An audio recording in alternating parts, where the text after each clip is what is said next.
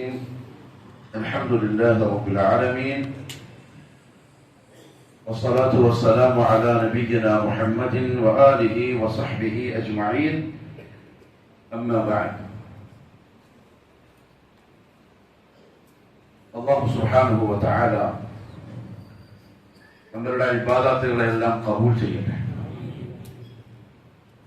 നമ്മൾ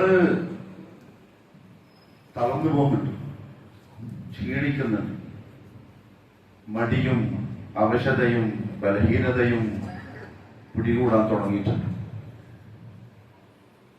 ശരിക്കും പറഞ്ഞാൽ റമദാനിന്റെ ഇത്രയും ദിവസങ്ങൾ കഴിഞ്ഞ നമുക്ക് കുറച്ചൊരു ശക്തി വരാവാണ്, കുറച്ചും കൂടി ഒരു ആവേശം ശരീരത്തിനും മനസ്സിനും ഈമാനികമായി കൂവത്ത് കിട്ടേണ്ടതാണ്. നമ്മൾ ഇങ്ങനെയാണെങ്കിൽ നമ്മൾ എങ്ങനെയാ ബദരീങ്ങളെ കഥ പറയാ? നമ്മൾ എങ്ങനെയാ 313 മനുഷ്യന്മാരെ ഓർക്കുക? അവര് ബദറിൽ നിന്നെന്ന് പറഞ്ഞാല് റമദാനിന് നോമ്പെടുത്തിട്ട് റമദാൻ 17-ന്റെ അന്ന് ഭക്ഷണമില്ല, നേരെ ചൊവ്വേ വസ്ത്രം പോലുമില്ല, യുദ്ധത്തിന് പോയി നിൽക്കുകയാണ്. അവരിൽ പല ആളുകൾക്കും ഒറ്റ തുണിയാണ്, അത് ഉടുത്തിട്ട് രണ്ടറ്റം കഴുത്തിന് കെട്ടിയിട്ട് കുന്തവും പിടിച്ചിട്ട് നിൽക്കുകയാണ് യുദ്ധം ചെയ്യാൻ. ഹിജറ 2-ാം വർഷം റമദാനിൽ നോമ്പ് നിർബന്ധമായ ആ വർഷം അവരുടെ കൂട്ടത്തിൽ ആകെയുള്ളത് 2 കുതിരപ്പട്ടാൾക്കാരാണ്, 70 ഒട്ടകം, ബാക്കി 314 ബാക്കി മുഴുവൻ കാൽനട, ചെരുപ്പ് പോലുമില്ല. പോയി നിൽക്കുന്നതിനാ 1000-ഓളം വരുന്ന ഇരുമ്പിന്റെ പതയങ്കിയും ഇരുമ്പിന്റെ തൊപ്പിയും ധരിച്ച ശത്രുക്കളോട് പൊരുതാൻ. എവിടെ കിടക്കുന്ന നമ്മളോ അവൻ? നമുക്ക് ശരിക്കും പറഞ്ഞാൽ ബദരീങ്ങളുടെ ഈമാന്റെ കൂവത്തിന്റെ ആവേശം പറയുമ്പം നാണം വരിക, ലജ്ജ വരിക. അവര് ദുനിയാവിന്റെ ഒന്നും നേടാൻ വേണ്ടി പോയവരല്ല, ഒരു പ്രതീക്ഷയില്ല. കയ്യിൽ എന്തെങ്കിലും ആയുധം വേണം, തിന്നാൻ ഭക്ഷണം വേണം, ശരീരത്തിനൊരു ഉന്മേഷം വേണം, ഇതൊന്നുമില്ല. അങ്ങനെ ആ ബദരീങ്ങൾ ബദറിൽ പോയിട്ട് നിൽക്കുന്നു. അവരുടെ പിൻഗാമികളായ നമ്മള് നോമ്പും തുറന്നു, പത്തിരിയും മട്ടനും തിന്നു, ചായ കുടിച്ചു, പായസം കുടിച്ചു, ഫ്രൂട്ട്സ് കഴിച്ചു, മഹാനായ സമൂസയെ തിന്നു. അങ്ങനെ നല്ല ഉന്മേഷം, നല്ല ആവേശം, നല്ല ആരോഗ്യം. 1 മണിക്കൂർ തികച്ചും അള്ളാന്റെ മുമ്പിൽ നിൽക്കാൻ കാലിന് ബലമില്ല. ഇതാ നമ്മളെ അവസ്ഥ. കാലിനല്ല ബലക്കുറവ്, കൽബിനാണ് ബലക്കുറവ്.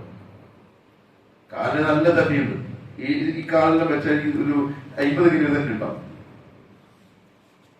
കാല് നല്ല ബലമുണ്ട്, ഈമാന്റെ ബലം കൊണ്ട് കൽബിന്റെ ഖുവ്വത്ത് കുറവാണ്. പ്രിയപ്പെട്ടവരെ, മുഹാസബ ചെയ്യണം, സ്വന്തത്തെ ഹിസാബ് ചെയ്യണം. കൂടി കൂടി കൂടി പോകേണ്ട ദിവസങ്ങളാണ് വരാൻ പോകുന്നത്. എന്തോ ഒരു ആവേശം കെട്ട പോലെ ആളുകൾ വേറെ ഇടയ്ക്ക് പോയി നിസ്കരിക്കുന്നുണ്ടോ? അൽഹംദുലില്ലാ, അതിൽ നമുക്ക് വേറെ വിഷമങ്ങളൊന്നുമില്ല. പക്ഷേ എന്തേ നമ്മൾ കുറെ നേരം നിൽക്കാൻ ആഗ്രഹിക്കാത്തത്? ഒരുപാട് നേരം അല്ലാഹുവിന്റെ മുമ്പിൽ നിൽക്കാനും ഓതാനും ഓത്ത് കേൾക്കാനും ദുആ ചെയ്യാനും സുജൂദിൽ കുറെ നേരം കിടക്കാനും എന്തേ ഒരു ആശ വരാത്തത്? അത് വരണം. അതാണ് നമ്മൾ ഈ നോമ്പുണ്ടാക്കുന്ന മാറ്റം. വരുന്നില്ലെങ്കിൽ ഇത്രയും ദിവസത്തെ നോമ്പിന് ആത്മാവില്ല എന്ന് വേണം പറയാൻ. നിങ്ങൾ പറയുന്നതല്ല കേട്ടോ, എന്റെ സ്വന്തം പറയാ, റൂഹില്ല എന്ന് വേണം പറയാൻ. മുൻഗാമികൾ എങ്ങനെ ആയിരുന്നില്ല, സലഫുകൾ എങ്ങനെ ആയിരുന്നില്ല. അവരെങ്ങോട്ട് കൂടി അവസാനത്തെ ലാസ്റ്റ് 10-ന്റെ ദിവസങ്ങളും രാത്രികളും ആയപ്പോഴേക്കും അവര് പിന്നെ പള്ളിയിൽ തന്നെ ഖിയാമത്ത് തന്നെ കാല് നീര് കെട്ടി വേദനിച്ചു, നടുവേദനിച്ചു, വടി കുത്തി പിടിച്ചിട്ട് നിൽക്കാൻ തുടങ്ങി. അള്ളാന്റെ മുമ്പിൽ നിൽക്കണമെന്നുള്ള വാശി നിർബന്ധമായി നമ്മൾ ചെയ്തേ പറ്റൂ. ഇശാ ജമാഅത്തോടെ വന്ന് നിസ്കരിച്ചേ പറ്റൂ, അതിലൊരു ഒഴിവുമില്ല. ഒറ്റ നിസ്കാരം മനഃപൂർവ്വം കാരണങ്ങളില്ലാണ്ട് ഫർദ് ഒഴിവാക്കിയാൽ അവരുടെ കാര്യം പോയി. അതിന് ശേഷമുള്ള തറാവീഹ് വാജിബല്ല. പക്ഷെ അള്ളാഹു നമ്മളെ ടെസ്റ്റ് ചെയ്യുന്ന നിസ്കാരം. വരുന്നുണ്ടോ, നിൽക്കുന്നുണ്ടോ, അതല്ല. ഇന്ന് ഓതിയ സൂറത്ത് നിങ്ങൾ ശ്രദ്ധിച്ചു? ഏതൊക്കെ സൂറത്ത് ഓതി? സൂറത്തു റഅദ്, സൂറ ഇബ്രാഹിം, സൂറത്തുൽ ഹിജ്ർ, സൂറത്ത് ഇബ്രാഹിമിന്റെ അവസാന ഭാഗം നിങ്ങൾ ശ്രദ്ധിച്ചു? പോയി നിൽക്കേണ്ടി വരും. റബ്ബിന്റെ കോടതിയിൽ പോയിട്ട് നിൽക്കേണ്ടി വരും. ഭയങ്കരമായ കുരുക്കളുണ്ടാവും. പൊട്ടിച്ചിട്ട് വറപ്പിക്കും. ഒന്നുമല്ല നമ്മൾ കേട്ടോ, കീടമാണ് കീടം. നമ്മളെ കയ്യിലാണെങ്കിൽ ഒന്നുമില്ല, വട്ടം പൂജ്യത്തിലാണ്. പോയി നിൽക്കേണ്ടി വരും. കൈമല് നിറച്ചുണ്ടാക്കിയ സഹാബാക്കൾ ഈ ആയത്തുകൾ കേട്ടിട്ട് വിങ്ങി പൊട്ടി റസൂലുള്ളാഹിന്റെ വണ്ടിയിൽ. നമുക്കൊരു കുരുക്കമില്ല. കൈമ ഒന്നും ഇല്ലാത്ത നമുക്ക് ഒരു കുരുക്കവും വരുന്നില്ല. അപകടമാണ്, ഭയങ്കര അപകടമാണ്. അല്ലാഹു പറഞ്ഞ സത്യം, കണ്ണുകൾക്കല്ല അന്ധത ബാധിക്കുന്നത്, കാഴ്ച ഉണ്ടാവേണ്ടതും ശക്തി ഉണ്ടാവേണ്ടതും ഹൃദയത്തിലാണ്. അതിന് കിട്ടാറുള്ളത് നമ്മുടെ ശരീരത്തിന് ഭക്ഷണം കൊടുക്കുന്നതിന് ഉന്മേഷം കിട്ടാൻ, അതേപോലെ ഖൽബിന് കിട്ടാറുള്ളത് ഖുർആനോത്തിലൂടെ, ദിക്റിലൂടെ, ദുആയിലൂടെ. നിരന്തരം ദുആ ചെയ്യണം. അല്ലാഹുവേ, നിന്റെ ഔലിയാക്കൾ നിന്ന പോലെ രാത്രി നിന്റെ മുമ്പിൽ നിൽക്കാനുള്ള തൗഫീഖ് ഇല്ലാണ്ട് കിട്ടൂല, നിൽക്കാൻ കഴിയൂല. ഔലിയാക്കളുടെ സജ്ജനങ്ങളുടെ വിശേഷണമാണ് രാത്രി നിസ്കാരം, രാത്രിയുള്ള നിൽപ്പ്. സലാഹിയത്തില്ലാത്തവർക്ക് നിൽക്കാൻ കഴിയില്ല. അല്ലാഹു നമുക്ക് തൗഫീഖ് നസീബാക്കി തരട്ടെ. പ്രിയപ്പെട്ടവരെ, ബദർ യുദ്ധം നടന്ന മാസം ഞാൻ ബദർ പറയാം, ഇന്ന് പറഞ്ഞ് തീരുന്നില്ല. എന്നാലും പ്രധാനപ്പെട്ട ചില കാര്യങ്ങളും പാഠങ്ങളും ഓർമ്മയിൽപ്പെടുത്തുക. ബദർ യുദ്ധം ഹിജ്റ 2-ാം വർഷം നടന്ന യുദ്ധം. അതായത് മക്കത്തിൽ നിന്നും മദീനയിലേക്ക് വന്ന് 1 വർഷം കഴിഞ്ഞതിന് ശേഷം അള്ളാഹു ഏർപ്പാട് ചെയ്ത ഈമാനിന്റെ പരീക്ഷയാണ് ബദർ യുദ്ധം. യാദൃച്ഛികമല്ല. ബദർ യുദ്ധം യാദൃച്ഛികമായി പെട്ടെന്ന് അങ്ങനെ ഉണ്ടായിപ്പോയതല്ല, അള്ളാഹു ഉണ്ടാക്കിയ യുദ്ധമാണ്. ഈ 300 ചില്ലാനും വരുന്ന, അല്ലെങ്കിൽ നബി സല്ലല്ലാഹു അലൈഹി വസല്ലമയുടെ പ്രഥമ മദ്രസയിലെ വിദ്യാർത്ഥികളുടെ പഠനം ടെസ്റ്റ് ചെയ്യാൻ 13 കൊല്ലമായിട്ട് അവർ പഠിക്കുകയാണ്. എന്ത്? ഈമാൻ. നമ്മളോ ജനിച്ചു തൊട്ട് പഠിക്കാൻ 39 വർഷമായിട്ട് ഞാൻ പഠിക്കുന്നുണ്ട്.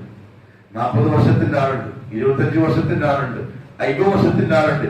ഈമാൻ പഠിച്ചുകൊടുക്കാൻ അള്ളാഹു എങ്ങാനും എപ്പോഴെങ്കിലും ചെറിയ ഒരു ഡോസ് ടെസ്റ്റ് തന്നാൽ പൊന്നുമുമ്പിനിങ്ങളെ പൊട്ടിപ്പോകും. പരീക്ഷണം ചോദിക്കരുത്, പരീക്ഷണം ചോദിക്കരുത്. ഒരു സഹാബി റസൂലുള്ളാഹി സ്വല്ലല്ലാഹു അലൈഹി വസല്ലം തങ്ങൾ കാണാൻ വേണ്ടി പോയി. രോഗിയാണ്. മെലിഞ്ഞ് ശോഷിച്ചു ഒട്ടി ഉസ്ഫൂറിനെ പോലെ. ഉസ്ഫൂർ മീൻസ് കുരുവി, ചെറിയ പക്ഷി. മെലിഞ്ഞിട്ട് ആടിങ്ങനെയായിട്ടുണ്ട്. മുഹമ്മദ് സ്വല്ലല്ലാഹു അലൈഹി വസല്ലം ചോദിച്ചു, എന്താ ഇതിന്റെ അവസ്ഥ? നീ എന്തെങ്കിലും അല്ലാഹുവോട് ദുആ ചെയ്യലുണ്ടോ? അദ്ദേഹം പറഞ്ഞു, ഞാൻ ദുആ ചെയ്യാറുണ്ട്. അല്ലാഹുവേ, എനിക്ക് എന്തെങ്കിലും പാപങ്ങൾ ഉണ്ടെങ്കിൽ അതിന്റെ അദാബ് നീ ആഖിറത്തിലേക്ക് വെക്കാണ്ട് ഇവിടെ തന്നെ തന്നേക്കണേ. ആഖിറത്തിൽ നരകം ചെയ്യിക്കാൻ പറ്റൂല, അവിടെ ഇവിടെ തന്നെ. മുഹമ്മദ് സ്വല്ലല്ലാഹു അലൈഹി വസല്ലം പറഞ്ഞു, സുബ്ഹാനല്ലാഹ്, ലാ തംലിക്. നീ എന്ത് വിട്ടിത്തരി പോലെ നിനക്ക് താങ്ങാൻ കഴിയില്ല. അലം തഖുൽ, നിനക്ക് ഇങ്ങനെ പറഞ്ഞൂടെ, റബ്ബന ആതിനാ ഫിദ് ദുനിയ ഹസന വഫിൽ ആഖിറതി ഹസന വഖിനാ അദാബൻ. അല്ലാഹുവേ, ഇവിടെ ശിക്ഷ വേണ്ട, ആഖിറത്തിലും വേണ്ട എന്ന് പറഞ്ഞാൽ പോലെയോ? ആ സഹാബി തിരുത്തി. പിന്നെ നിരന്തരം ഈ ദുആ പറഞ്ഞു. റാബി പറയാ, പിന്നൊരിക്കൽ നമ്മൾ കാണാൻ പോകുമ്പോൾ ആള് നല്ല തെറ്റിച്ചു കൊടുത്തിട്ടുണ്ട്. പരീക്ഷണം ചോദിക്കരുത്. എന്റെ ഈമാൻ വേണമെങ്കിൽ നീ ടെസ്റ്റ് ചെയ്തോ, എന്റെ ഇഖ്ലാസ് വേണമെങ്കിൽ നീ ടെസ്റ്റ് ആക്കിക്കോ എന്ന് അള്ളാഹിനോട് പറയരുത്. തോറ്റുവോ? ബദർ യുദ്ധത്തിൽ പങ്കെടുത്ത സഹാബാക്കൾക്കുള്ള ടെസ്റ്റ് യാദൃച്ഛികമല്ല. അള്ളാഹു കരുക്കൾ നീക്കിയിട്ട് യുദ്ധമുണ്ടാക്കുക. കാരണം 13 കൊല്ലായിട്ട് അവർ പഠിക്കുന്നത് അള്ളാഹുവിന്റെ ഈമാനിനെ. മദീനത്തെത്തി റസൂലുള്ളാഹി സ്വല്ലല്ലാഹു അലൈഹി വസല്ലം തങ്ങൾക്ക് വിവരം കിട്ടി, അബൂ സുഫിയാന്റെ നേതൃത്വത്തിലുള്ള കച്ചവട സംഘം ശാമെന്ന് മടങ്ങുന്നുണ്ട്. നമ്മളെ അപഹരിച്ച സ്വത്തും കൊണ്ട് കച്ചവടത്തിന് പോയതാ, അതുകൊണ്ട് ആ ലാഭത്തിന്റെ പങ്ക് നമുക്കുണ്ട്, പിടിക്കണം. ആ കച്ചവട കാഫിലയെ പിടികൂടാൻ നബി സല്ലല്ലാഹു അലൈഹി വസല്ലം തങ്ങൾ പുറപ്പെട്ടു. കൂടെ ഈ പറഞ്ഞ സഹാബാക്കൾ പറയാണ്, വാള് ഉണ്ട്, മൂർച്ചയില്ല. മൂർച്ചയാക്കിയിട്ട് യുദ്ധത്തിന് പോയതല്ലോ. കുന്തമുണ്ട്, മുറയില്ല. എന്തേലും കൊണ്ട് കാര്യം? 2 കുതിര, 70 ഒട്ടകം, ബാക്കി എല്ലാവരും നടന്നിട്ട് മദീനത്തുനിന്ന് ബദറിലേക്ക് എത്ര ദൂരം അറിയും? മക്ക മദീന കിലോമീറ്റർ ഏകദേശം 450 കിലോമീറ്ററാണ്. അതിന്റെ ഇടയിൽ നിന്ന് ബദറിലേക്ക് ഹൈവേയിൽ തെറ്റും. ഏകദേശം 1 മണിക്കൂർ 110 സ്പീഡിൽ ബസ് പോകും. കറക്റ്റ് 1 മണിക്കൂർ 1.5 മണിക്കൂർ യാത്ര ചെയ്താലേ ബദറിനെത്തുള്ളൂ ഈ ഹൈവേയിൽ. അത് കഴിഞ്ഞിട്ട് തിരിച്ചു വന്ന് ഹൈവേയിൽ കയറി മദീനയിലെത്താൻ 3 മണിക്കൂർ എടുക്കും ബസ്, 110 സ്പീഡിൽ. ഈ ദൂരം നടന്നു വന്ന സഹാബാക്കളും ആ ബദരീങ്ങളും തറാവീഹ് നിസ്കരിക്കാൻ വേണ്ടി 1 മണിക്കൂർ നിൽക്കുന്ന നമ്മളും ഒന്നൊന്ന് കണക്കൂട്ടിയിരിക്കുക. നടന്നിട്ടാ പോകുന്നു, നോമ്പ് കൊടുത്തിട്ട് തിന്നാനൊന്നുമില്ല.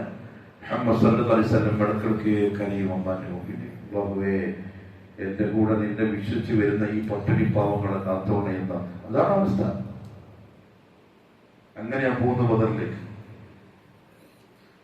ആയുധം എന്ന് പറഞ്ഞിട്ടൊന്നുമില്ല. അബൂ സുഫിയാന് വിവരം കിട്ടി. കാരണം എന്താ പറയുക, അന്ന് ചാരന്മാരുണ്ടാവും. അന്ന് രാജാക്കന്മാരുടെ എല്ലാ രാജഭരണത്തിലും ചാരന്മാരുണ്ട്. കൊട്ടാരത്തില് രാജാവിന്റെ സിംഹാസനത്തിന്റെ കൂടെ ഇരിക്കുന്നു, ചിലപ്പോ ശത്രുരാജ്യത്തിന്റെ ചാരനായിരിക്കും. അന്നങ്ങനെയാണ്, അത് ആവശ്യമാണ്. ഇപ്പോഴും സിഐഡികൾ സൗദി നിലപടത്തിനും വർത്താനം പറയും, മറുപടി ഒന്നും ഉണ്ടാവില്ല. കാരണം അടുത്തിരുന്നിട്ട് പിച്ച വാങ്ങാൻ വരുന്നോ ചിലപ്പോ CID ഓഫീസറായിരിക്കും. രാജ്യത്തിന് ആവശ്യമാണ്. അബൂ സുഫിയാൻ വിവരം കിട്ടി, ഇതാ വരുന്നുണ്ട് കച്ചവട സംഘം, കൊള്ളയടിക്കാൻ, കൊള്ളയല്ല തടയാനാണ് പരിപാടി. അബൂ സുഫിയാൻ ആരാണ് ശരിക്കും പറഞ്ഞാൽ അവരെ നമ്മൾ പഠിക്കണം.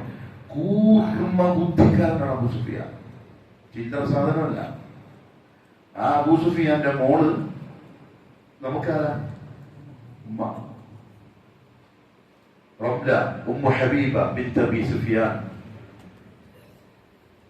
ഒരു ദിവസം പല മോളല്ലേ അബൂ സുഫിയാൻ നബി സല്ലല്ലാഹു അലൈഹി വസല്ലം തങ്ങളുടെ വീട്ടിലേക്ക് വന്നു. അതായത് മരുമോന്റെ അടുത്തേക്ക് അമോശം വരികയാണ് മോളെ കാണാൻ. വന്നപ്പോ നബി സല്ലല്ലാഹു അലൈഹി വസല്ലം ഇരിക്കുന്ന വിരിപ്പ് മോളെടുത്തിട്ട് മടക്കിയിട്ട് അങ്ങോട്ട് മാറ്റി വെച്ചു. അബൂ സുഫിയാന്റെ മനസ്സിന് ശരിക്കും കൊണ്ടു. ചോദിച്ചു, മോളെ നിന്റെ ഉപ്പ അത്രയും താണുപോയോ? എനിക്ക് മുഹമ്മദ് ഇരിക്കുന്ന വിരിപ്പിൽ എന്തെങ്കിലും ഇരുന്നാല്? മോള് ബുദ്ധിമതിയായ മോൾ നമ്മളെ ഉമ്മ പറഞ്ഞു, നിങ്ങൾ താണുപോയി എന്നല്ല പറഞ്ഞു, മറിച്ച് ഇത് മുഹമ്മദ് നബി സല്ലല്ലാഹു അലൈഹി വസല്ലം ഇരിക്കുന്ന വിരിപ്പാണ് പാപ്പ. അപ്പൊ പകുതി കാര്യം കിട്ടി. പല കുറ്റം പറഞ്ഞില്ല, എന്താ പറയേണ്ടത് പറയുകയും ചെയ്യും. അബൂ സുഫിയാൻ ജിദ്ദ വഴി തിരിച്ച് മക്കത്തേക്ക് വിട്ടു. നബി സല്ലല്ലാഹു അലൈഹി വസല്ലം തങ്ങളും ഈ പറഞ്ഞ സഹാബാക്കളും നമ്മുടെ കച്ചവട സംഘത്തെ തടയാൻ വേണ്ടി വരുന്നുണ്ടെന്നുള്ള റിപ്പോർട്ട് കിട്ടിയ ഉടനെ അബൂ സുഫിയാൻ ഒരാളെ മക്കത്തേക്ക് വിട്ടു. ഈ വിവരം പറയാ, സഹായത്തിന്റെ സൈന്യത്തെ കൊണ്ടുവരാൻ.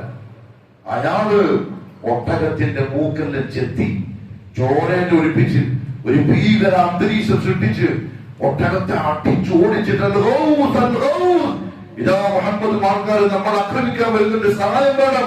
അബൂ സുഫിയാനെ കത്ത് കിട്ടിയിട്ടുണ്ട്, വേണ്ടിയായിക്കോ. ഭയങ്കര ഒരു അന്തരീക്ഷം ഉണ്ടാക്കി മക്കത്ത്. എല്ലാവരും ഇളക്കി ശരിക്കും. മറ്റൊരു ശരിക്കും ദേഷ്യം പിടിച്ചു. ഫിർഔൻ, അംർ ഇബ്നു ഹിഷാം, അബുൽ ഹകം, അബൂ ജഹൽ ലഅനത്തുല്ലാഹി അലൈഹി. അത് ശരി, മുഹമ്മദ് അത്രക്കായോ ഒരു പാഠം പഠിപ്പിച്ചു കൊടുക്കാം. എല്ലാ കുടുംബത്തിൽ നിന്നും മക്കത്ത് നിന്ന് യോദ്ധാക്കൾ തയ്യാറായിക്കൊള്ളണം എന്ന് വിളംബരം ചെയ്ത പോവാൻ. ഒരാൾ മാറി നിന്ന് പോവാതെ പേടിച്ചിട്ട് ആരായിരിക്കും? അബൂലഹബ്. എന്തുകൊണ്ട്? തബ്ബത് യദാ അബീ ലഹബിൻ ആയത്തിറങ്ങിയിട്ട് മോൻ കാത്തിരിക്കുകയാണ്. ആയത്തിറങ്ങിയിട്ട് 10 കൊല്ലായി. തുടക്കത്തിൽ ഇറങ്ങിയ ആയത്താണ്. ആദ്യത്തെ പ്രസംഗത്തില് അബൂലഹബിന് അപ്പോഴും പേടിയുണ്ട്. അള്ളാഹു ആയത്തിറക്കിയതാണ്, എന്റെ കഥ കഴിയും, പോയില്ല. പകരം ആളെ വിടാമെന്ന് പറഞ്ഞിട്ട് അബൂജഹല് തീരെ ഇഷ്ടപ്പെട്ടു. അബൂജഹല് ബഹൂറിൽ പുകച്ചിട്ട് കൊണ്ടുവന്നിട്ട് ഇങ്ങനെ ആക്കി തലയിൽ കന്യകകൾ, പെൺകുട്ടി, ധൈര്യമില്ലാത്ത ഭീരു കുറച്ച് മണപ്പിച്ചിരുന്നോ എന്ന് പറഞ്ഞ് കളിയാക്കിയിട്ട് അബൂജഹൽ പോയി. അബൂലഹബിന് പേടിയായിരുന്നു. പക്ഷേ ബദർ യുദ്ധം കഴിഞ്ഞ് തിരിച്ചു വരുമ്പോഴേക്ക് അബൂലഹബിന്റെ കഥ കഴിഞ്ഞു. അമ്മയോട് കളിക്കരുത്, ഒരിക്കലും കളിക്കരുത്. ഒരു പൊടിക്ക് കളിക്കാൻ നിൽക്കരുത്, ജാഗ്രതയും. അബൂലഹബ് 10 കൊല്ലായിട്ട് തപ്പത്തി ഏതാ അബീലഹബ് ഊതിക്കൊണ്ടിരിക്കാണ് സഹാബാക്കള്. ഇതെപ്പാ ചാവാ നോക്കിയിട്ട്. ബദർ യുദ്ധം കഴിഞ്ഞിട്ട് ഒരാള് മക്കത്തേക്ക് വരികയാണ്, പരാജയ വാർത്ത അറിയിക്കാൻ. എല്ലാം ചത്തു. അബൂജഹൽ പോയി, ഉത്ബ, ശൈബ, വലീദ്, മുഗീറ, അങ്ങനെ എല്ലാം തീർന്ന്. ഇത് കരഞ്ഞോടൊരുത്തൻ വന്നിട്ട് പറയുമ്പോ അബൂലഹബിന്റെ കൂടെ ഒരു ചങ്ങായി ഇരിക്കുന്നുണ്ട്. ആ ചങ്ങായിന്റെ അടിമ മുസ്ലിമാണ്, ഒളിപ്പിച്ചു വെച്ചതാണ്. നബി സല്ലല്ലാഹു അലൈഹി വസല്ലം ജയിച്ചു എന്ന് കേട്ടപ്പോ ഈ അടിമ അല്ലാഹു അക്ബർ അയാൾക്ക് പറഞ്ഞു പോയി. അപ്പൊ പുറത്തായി, രഹസ്യം പുറത്തായി. അബൂലഹബിന് ദേഷ്യം ഒരു അടി കൊടുത്തു മോന്തക്കി അടിമന്റെ. ഇത് മറ്റേ ചങ്ങായിക്ക് ഇഷ്ടപ്പെട്ടില്ല. എന്റെ മുമ്പ് എന്റെ അടിമൻ അടിക്കാൻ നീ ആരാ? അടുത്തിരുന്ന് ഒരു കല്ലെടുത്തിട്ട് അബൂലഹബിന്റെ തലക്കൊരടി കൊടുത്തു. തല പൊട്ടി, ചോര ഒഴിച്ചു, അത് പുണ്ണായി, വ്രണമായി, ശരീരം മുഴുവനും ആ വ്രണം പഴുത്ത് നാറാൻ തുടങ്ങി, രക്തം വരാൻ തുടങ്ങി, ജലം വരാൻ തുടങ്ങി. അബൂലഹബിന്റെ കോടീശ്വരനാണ്. സിറിയയിൽ നിന്നും ഷാമെന്നും വിഷവൈദ്യന്മാര് വന്ന് ചികിത്സിക്കാൻ തുടങ്ങി, പൈസ കൊടുക്കാൻ തുടങ്ങി. ചികിത്സിക്കൂ, മാറുന്നില്ല, പൈസ പോകുന്നു, സാധനം വിൽക്കുന്നു, മക്കളെ വിട്ടിട്ട് പോകുന്നു, ഭാര്യ വിട്ടിട്ട് പോകുന്നു, ഒന്നുമില്ലാണ്ടായി. ഇങ്ങനെ ചത്ത് മലച്ച പോലെ കിടക്കാൻ തുടങ്ങി.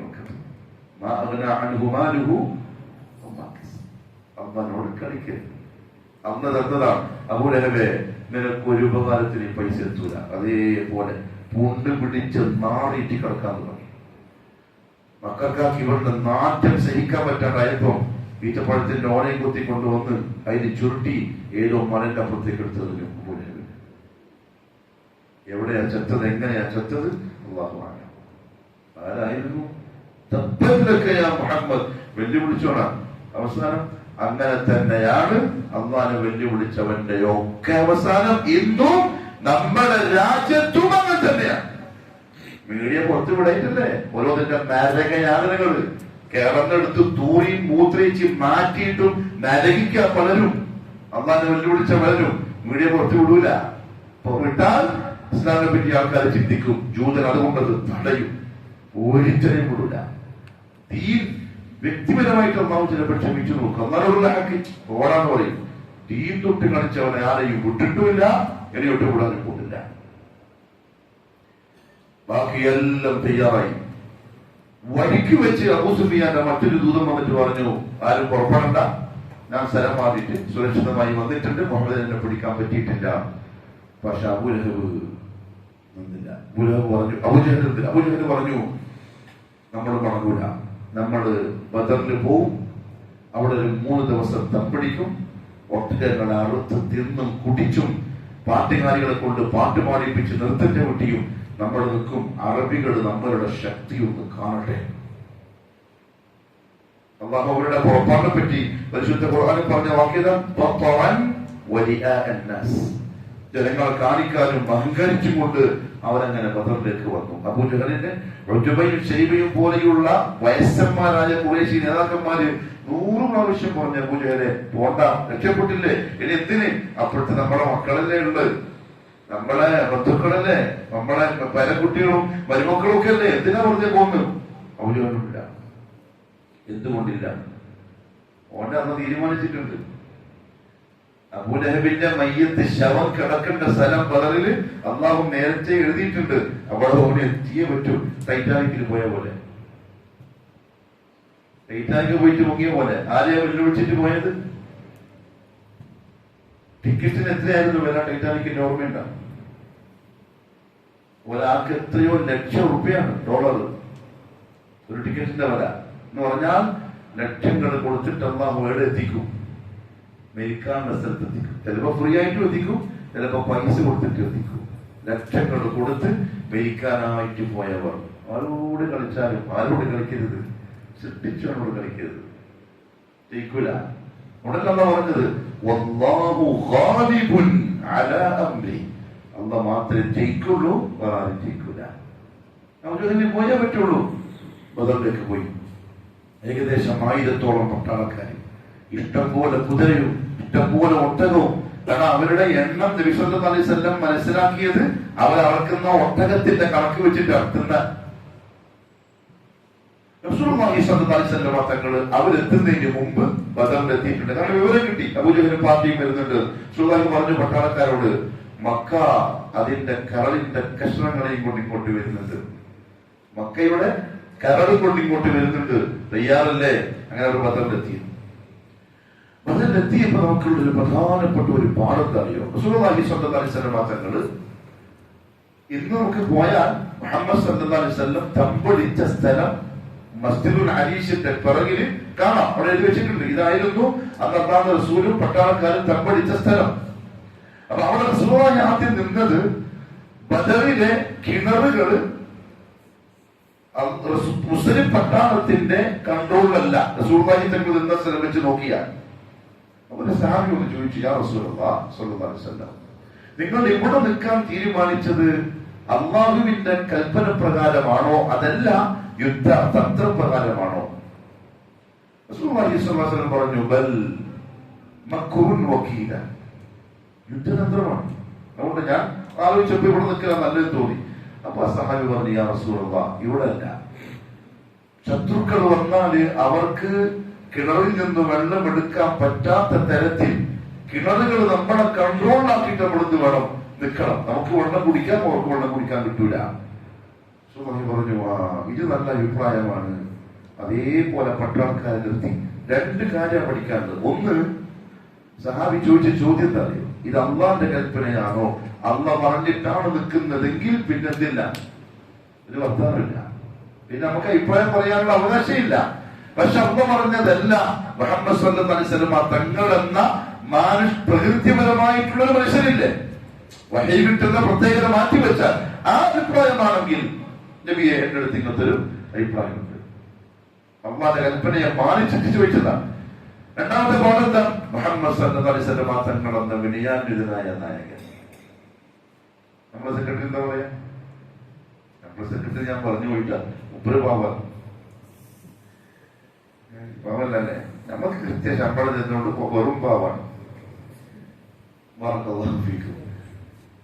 നമ്മളെന്ത് സെക്രട്ടറി പറയും, എന്തോ ഞാൻ തീരുമാനിച്ചു കേട്ടാ പോലെ, പിന്നെ എന്തിനാ എന്നെ കസേര കൊണ്ടേ ഇരുത്തി നിങ്ങൾക്ക് പറയാനാണെങ്കിൽ വീട്ടിലിരുന്നോ, ഞാൻ എണീറ്റ് പോവാം, ഇതായിരിക്കും നമ്മളുടെ അവസ്ഥ.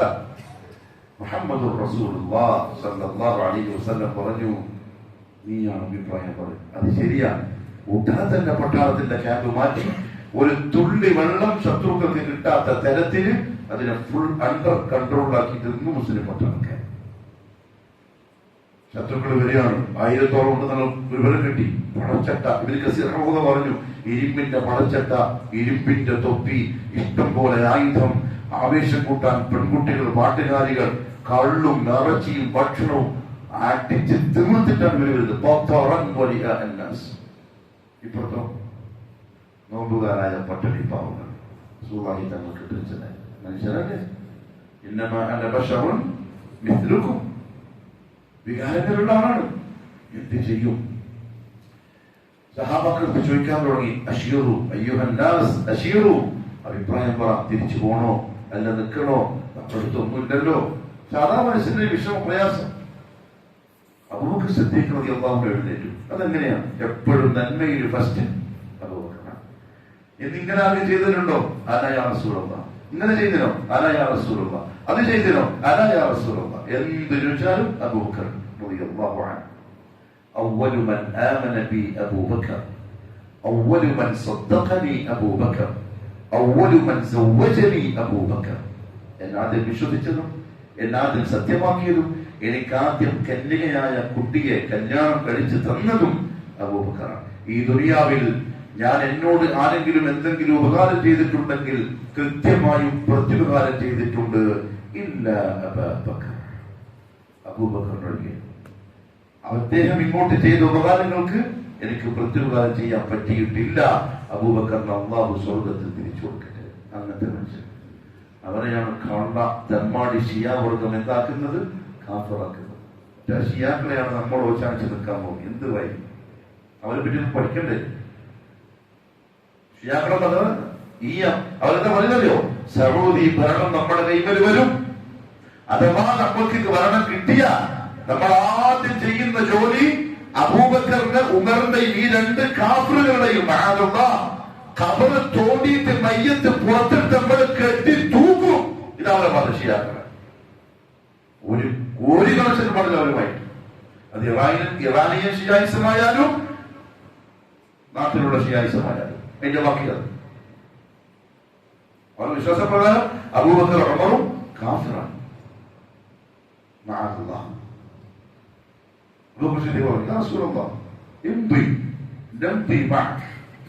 മുന്നോട്ട് പോയിക്കോളി, ബാക്കിൽ അമ്മലുണ്ട്, ഒന്നും ചിന്തിക്കണ്ട. ഉടൻ തന്നെ അവളും ഫാറൂഖ് എഴുന്നേറ്റു. അബൂബക്കർ പറഞ്ഞ പോലെ വിട്ടോടി, നമ്മൾ ബാക്കിലുണ്ട്, ഒരു പേടിയും വേണ്ട. യുദ്ധത്തിൽ യുദ്ധം വരട്ടെ, നമുക്ക് നോക്കാം എന്താ ചെയ്യാറുണ്ട്. ആള് കുറച്ച് സ്ട്രോങ്ങാണ്. അബൂബക്കർ സിദ്ദീഖ് വെറും പാവമാണ്. പാവം എന്ന് പറഞ്ഞാൽ പച്ചപ്പാവം, നേരെ മുട്ടയാണ്. പക്ഷെ റസൂലുള്ളാഹിയെ തെളിച്ചില്ല. ഒരു സഹാബി എഴുന്നേറ്റ് പറഞ്ഞു, എന്റെ ഓർമ്മ ശരിയാണെങ്കിൽ ചോദിക്കേണ്ട കാര്യമുണ്ടോ? നമുക്കൊക്കെ പാടുണ്ട് കേട്ടോ.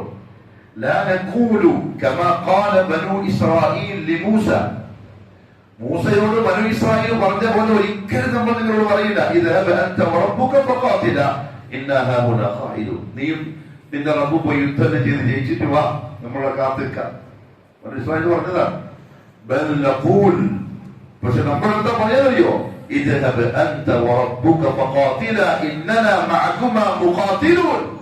നിങ്ങളും നിങ്ങളുടെ റബ്ബും ഇറങ്ങിക്കോളി, നമ്മൾ നിങ്ങളോടൊപ്പം യുദ്ധത്തിന് ബാക്കിലുണ്ടാവുന്ന സൂര്യ. വിശന്നിട്ട് മുഖം തെളിയുന്നില്ല. സഅദ് ഇബ്നു മുആദ് റളിയല്ലാഹു അൻഹു എഴുന്നേറ്റു. മദീനയിലെ രാജാവ്, 30 വയസ്സുള്ള ചെറുപ്പക്കാരൻ. യാ റസൂലല്ലാഹ്, നിങ്ങൾ ഇങ്ങനെ അഭിപ്രായം ചോദിച്ചുകൊണ്ടിരിക്കുന്നത് നമ്മളെ ഉദ്ദേശിച്ചാൽ തോന്നല്ലോ, മദീനക്കാരായ നമ്മളെ പറഞ്ഞില്ല. കാരണം നമ്മൾ മക്കക്കാര്, മക്കത്തിൽ നിന്ന് ഇങ്ങോട്ട് വന്നിട്ട് ഖുറൈശി ശത്രുക്കൾ ഇങ്ങോട്ട് വന്ന് നമ്മൾ ആക്രമിക്കുമ്പോ നിങ്ങൾക്കത് പ്രയാസാവോ എന്നെനിക്കൊരു ഭയമുണ്ട്. അതുകൊണ്ടാണ് സഅദ് റളിയല്ലാഹു അൻഹു പറഞ്ഞു, യാ റസൂലല്ലാഹ്, ഇപ്പൊ നിങ്ങൾ കൂടെ വന്ന കുറെ ചെറുപ്പക്കാരില്ലേ, അതിന്റെ ഇരട്ടി മദീനത്തുണ്ട്. വേണമെങ്കിൽ അവരും വിളിച്ചാൽ വരും. നിങ്ങൾ നമ്മുടെ അടുത്തുള്ള എന്ത് വേണമെങ്കിലും എടുത്തോളി, എന്തും തിരിച്ചു തന്നോളി. നിങ്ങൾ തിരിച്ചു തന്നതിനേക്കാളും നമുക്കിഷ്ടം നിങ്ങൾ എടുത്തതിനോടായിരിക്കും. നിങ്ങൾ ഹിജാസിന്റെ അങ്ങേ അറ്റം വരെ പോയിക്കോളി, ബാക്കിൽ നമ്മളുണ്ടാവും. കടലിലേക്ക് ഇറങ്ങാൻ പറഞ്ഞോളി, നമ്മളുണ്ടാവും. മല കയറാൻ പറഞ്ഞോളി, നമ്മളുണ്ടാവും. തീയിലേക്ക് പോണോ, നമ്മൾ ബാക്കിലുണ്ടാവും. യാ റസൂലല്ലാഹ്, നിങ്ങളെ വിട്ടിട്ടുള്ളൊരു പരിപാടിയില്ല. സഅദിന്റെ വായിന്റെ വാക്ക് കേട്ടപ്പോ ചിരിച്ചു. അബ്ശിറു പറഞ്ഞു, അബ്ശിറു, സന്തോഷിച്ചോളി, ഇവന്മാര് ചത്ത് കിടക്കുന്ന സ്ഥലം എനിക്ക് എന്റെ റബ്ബ് കാണിച്ചു തരുന്നുണ്ട്. റെഡി ആയിക്കോളി. മുഹമ്മദ് സല്ലല്ലാഹു അലൈഹി വസല്ലം തങ്ങൾക്ക് ഹാപ്പിയായി. സഹാബാക്കൾ എന്ത് കണ്ടിട്ടായിരിക്കും തയ്യാറായിട്ടുണ്ടാവുക? നമ്മളെന്താ പറയാ, അവിടെ നോക്കിയിട്ട് ആദ്യമായി എന്തെങ്കിലും വേണ്ട കൈമേ, ഇതിനുള്ളൊരു ജിഹാദ്, ഇതിനുള്ളൊരു ദീന്, എന്തെങ്കിലും ഒരു സ്വരൂപിച്ച് വെച്ചിട്ട് വേണ്ട ഇറങ്ങാൻ. എന്ത് ബഹളായി കളിക്കുന്നത്? ലാ ഇലാഹ ഇല്ലല്ലാഹ് മുഹമ്മദുർ റസൂലുള്ളാഹ്. അതാണ് 311 ടീമിന്റെ കൈവലുള്ള ആയുധം. റസൂലുള്ളാഹി സ്വല്ലല്ലാഹു അലൈഹി വസല്ലം തങ്ങൾ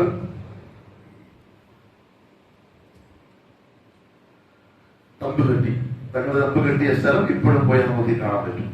ബദറിൽ പോയാൽ അന്ന് രാത്രി റസൂൽ സ്വല്ലല്ലാഹു അലൈഹി വസല്ലം ഉറങ്ങിയില്ല, ഉറക്കം വരുന്നില്ല. സുജൂദിൽ അന്ന് മുഹമ്മദ് സല്ലല്ലാഹു അലൈഹി വസല്ലം ഏറ്റവും അധികം പറഞ്ഞ ദിക്ർ എന്തായിരിക്കും? പ്രതിസന്ധി ഘട്ടം, യുദ്ധം നടക്കാൻ പോകുന്നു, അനുയായികളുടെ മേൽ ഒന്നുമില്ല, അപ്പുറത്തെ ശത്രുക്കൾക്ക് എല്ലാം ഉണ്ട്. ആ സമയത്ത് അല്ലാഹുവിന്റെ റസൂൽ അല്ലാഹനെ വിളിച്ചൊരു പേരുണ്ട്, യാ ഹയ്യു യാ ഖയ്യൂം. എന്ത് ബുദ്ധിമുട്ട് വന്നാലും വിളിച്ചോളൂ, യാ ഹയ്യു യാ ഖയ്യൂം. നിരന്തരം എന്നെന്നും ജീവിച്ചിരിക്കുന്നവനെ, എല്ലാത്തിനെയും മടക്കി ഭരിക്കുന്നവനെ പക്ക മുവഹിദിന്റെ വിളി.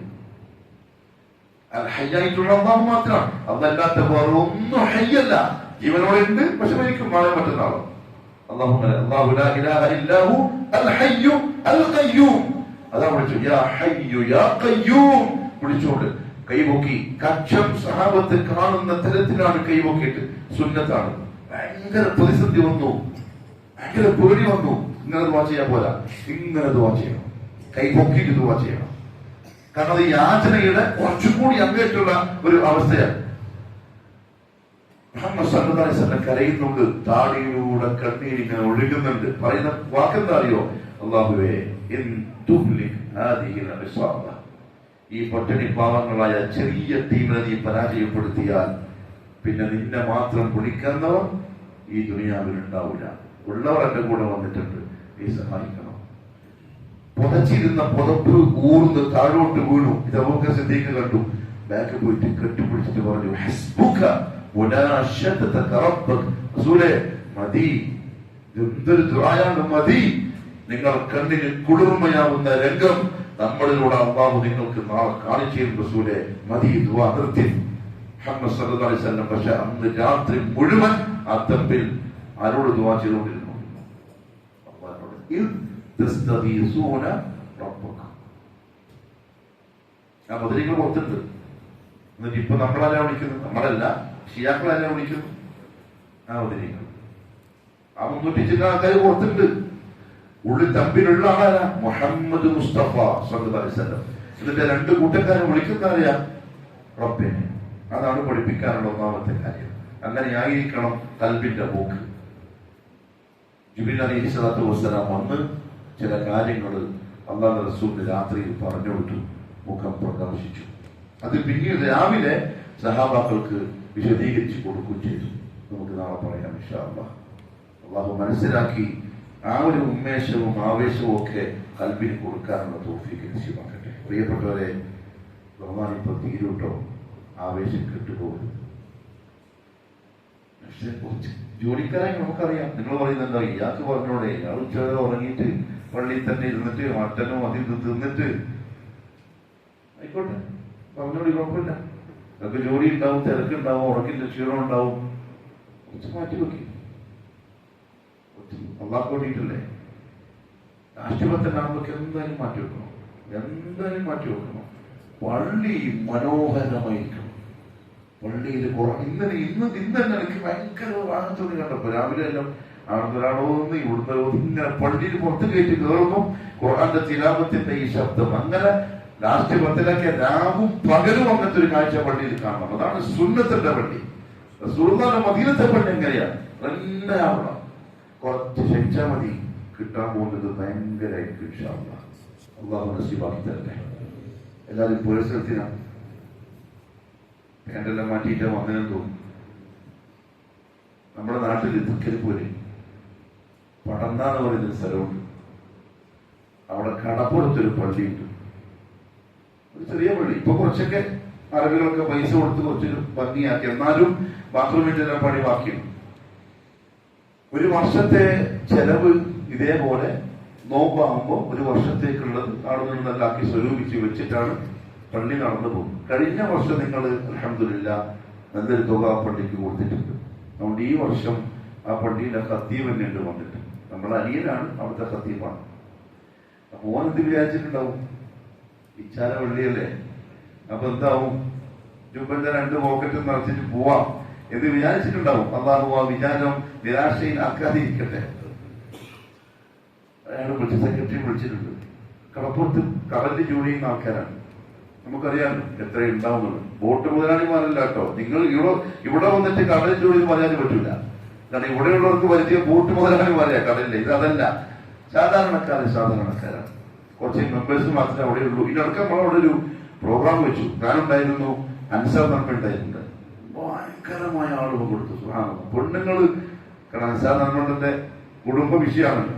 അപ്പൊ ഇഷ്ടംപോലെ ആളും പ്രവർത്തിച്ചാൽ വലിയൊരു മാറ്റം ഉണ്ടാക്കാൻ സാധിക്കുമെന്ന് നമുക്ക് ബോധ്യപ്പെട്ട സ്ഥലം. ഒന്നാമത്തെ കാര്യം പാവങ്ങളാണ്.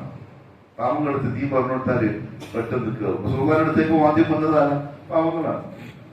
അപ്പൊ ഒന്ന് കാര്യമായി ഒത്തുപിടിച്ച് ഒന്ന് സഹായിക്കണം ഇൻഷാ അല്ലാഹ്. അള്ളാഹു ബർക്കത്താക്കി തരട്ടെ. പറയാൻ പേടിയാണ്. ഇന്നലെ 5 നേരം നിങ്ങൾ കൊടുത്തു, നല്ല പൈസയും കൊടുത്തു. അൽഹംദുലില്ലാഹ്. അള്ളാഹു ബാരിക് കോരി തരട്ടെ. ദുനിയാവിലും ആഖിറത്തിലും അള്ളാഹു എല്ലാ ഖൈറുകളും നമുക്ക് എല്ലാവർക്കും നസീബാക്കട്ടെ. വആഖിറു ദഅവാനാ അൽഹംദുലില്ലാഹി റബ്ബിൽ ആലമീൻ.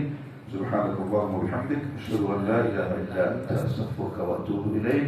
السلام عليكم ورحمة الله وبركاته.